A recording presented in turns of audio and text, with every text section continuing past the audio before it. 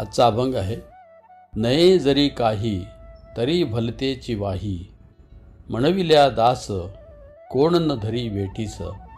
समर्थांच्या नावे भले तैसे विकावे, तुका म्हणे सत्ता वरी असे त्या बहुता.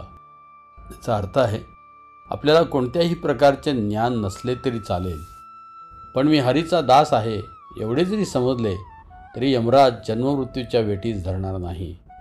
विठ्ठल समर्थ आहे, त्याचे नाव घेतल्यास अयोग्य व्यक्तीही तारला जातो.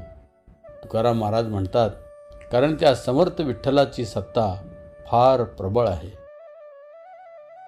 प्रामाणिक व्यक्तीने सर्वप्रथम हे जाणले पाहिजे की आपण भगवान श्रीकृष्णाच्या अचिंत्य शक्तीसमोर नगण्य आहोत आणि कोणत्याही अवस्थेत आपण त्या शक्तिमान भगवंताचे सेवक आहोत.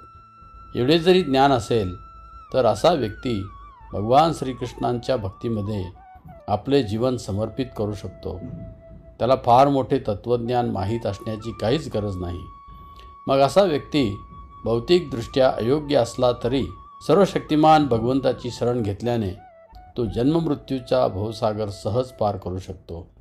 जे ज्ञानी योगी तपस्वी यांना साध्य होत नाही, यासाठी भगवंत श्रीकृष्ण भगवद्गीतेमध्ये सांगतात, बहुनाम जन्मनामंते ज्ञानवान मा प्रपद्यते, वासुदेवम सर्वमिती स महात्मा सुदुर्लभ.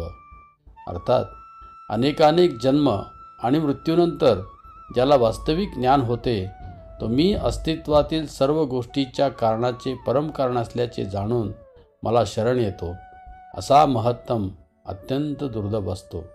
जय हरी विठ्ठल.